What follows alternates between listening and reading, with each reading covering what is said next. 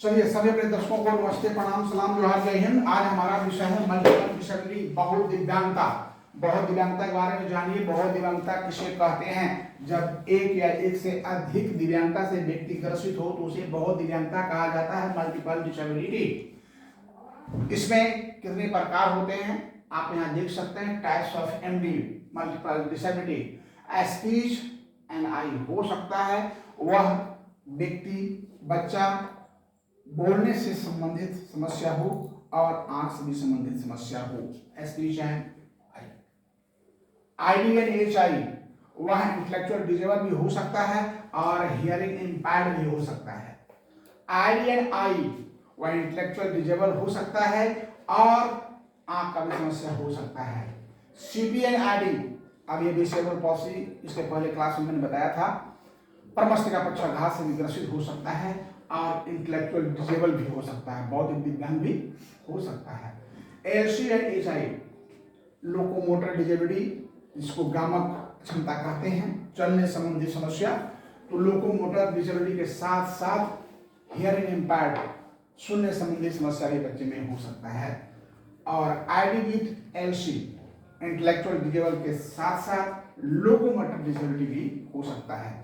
यानी क्लियर है, एक से अधिक दिव्यांगता किसी बच्चे व्यक्ति में है तो आप समझिए यह बहुत दिव्यांगता से ग्रसित है, मल्टीपल डिसेबल से ग्रसित है। आप यहाँ समझ लें कैसे पहचानें। आप कैसे पहचानेंगे ये तो देख रहे हैं। How can I see at a glance that those persons is intellectual और मल्टीपल डिसेबल। देखिए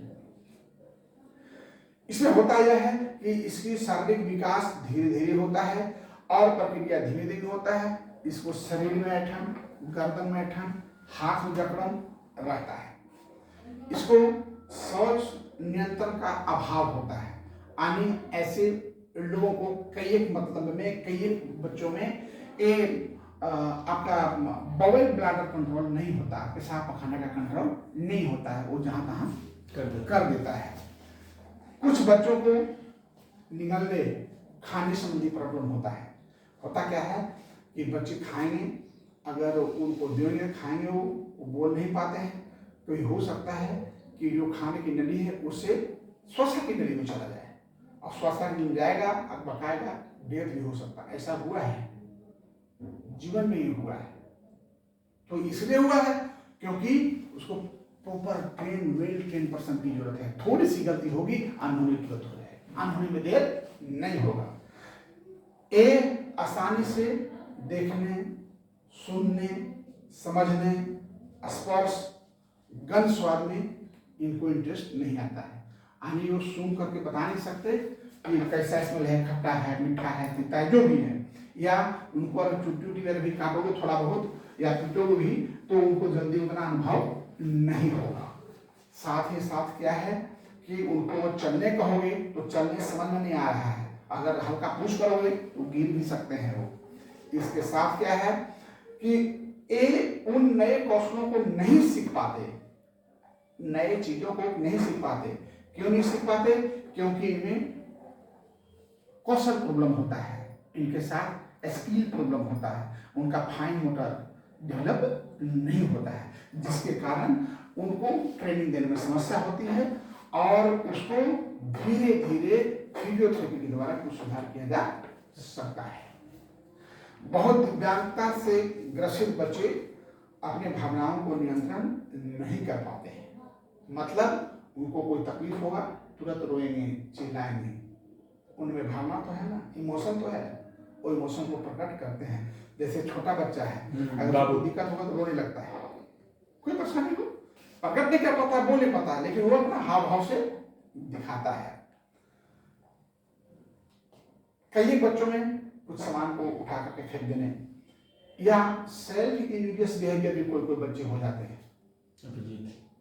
सेल्फ इंजूरियस, दांती काट लेना, चुट्टी काट लेना, दूसरे बच्चों को धकेल देना, या फिर दीवार में कहीं सिर तोड़ना फोड़ना। कुछ बच्चे ऐसे होते हैं जो कुछ हद तक याद रख सकते हैं और कुछ स्पेशल ट्रेनिंग के द्वारा पढ़ाई लिखाई कर सकते हैं। उनमें भावनाओं का लगाव बहुत काफी होता है। उन्हें प्यार से समझाइएगा तो बहुत कुछ वो समझेंगे और वो कुछ समझ सकते हैं, लेकिन उसको डांटेंगे, फटकारेंगे, मारेंगे तो एग्जाम में वो और एग्रेसिव हो जाएंगे, क्योंकि उनको समझ नहीं है ना हम क्या है, क्या करते हैं। उनको ऐसे बच्चों में सिखाने के लिए छोटे छोटे चरण में सिखाया जाता है। आने इनको सिखाने की प्रक्रिया होती है मैचिंग, आइडेंटिफिकेशन एंड नेमिंग। ये हम बाद में बताएंगे, ये एक टॉपिक है, आपको पढ़ना है बच्चे, हाउ टू ट्रेन चिल्ड्रन। तो मैचिंग, आइडेंटिफिकेशन एंड नेमिंग उस प्रोसेस से उसको सिखाएंगे। इसके अलग क्लास आपको ली जाएगी। और इनमें कुछ में व्यवहार, अवांछनीय व्यवहार होते हैं, जैसे थूक फेंकना बोल दिए, छुट्टी करना बोल दिए, दांती करना बोल दिए,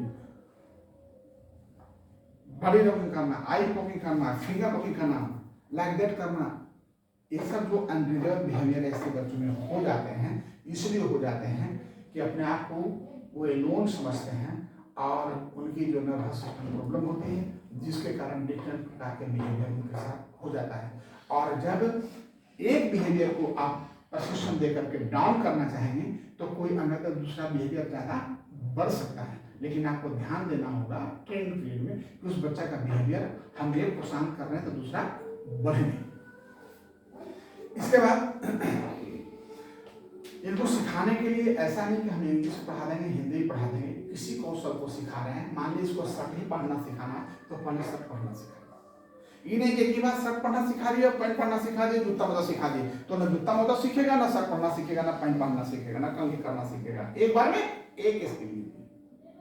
बच्चे को कंघी करना सिखा रहे हैं तो कंघी करना सिखाएं, और बड़ा वाला हैंडल का कंघी नहीं, उसमें आप जो है बड़ा वाला हैंडल जो कपड़ा होता है ना हैंडल, उसमें इस तरह से कपड़ा बांध दें, अब बांध कर ताकि उसका हाथ उसमें आ सके और उसको आईना के सामने जा करके आप खुद करें और उसको खुद प्रेरित करें। जब आप करेंगे तो वो भी करेगा।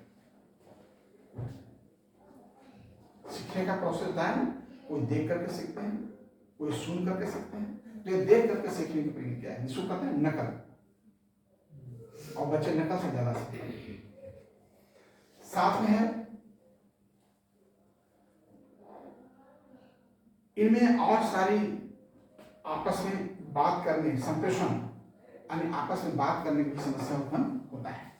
तो हम लोग उसको, मैं देखा हूँ कि हमारे यहाँ जब बच्चे आते थे तो आ जाते थे, कोई बच्चा प्रणाम नहीं करता है, नमस्ते नहीं करता है, इसको क्या कहते हैं सोशल स्किल। क्या बोलते हैं? Social skill. बच्चों में लैकिंग ऑफ सोशल स्किल है। कैसे सिखाया जाए? तो बच्चों को सोशल स्किल सिखाना है, तो प्रणाम नहीं करते, प्रणाम करो, नहीं सीखेगा वो। जैसे आप डांटने लगा, हाँ प्रणाम करो, वो भी कहेगा प्रणाम करो। कैसे करना होगा आपको?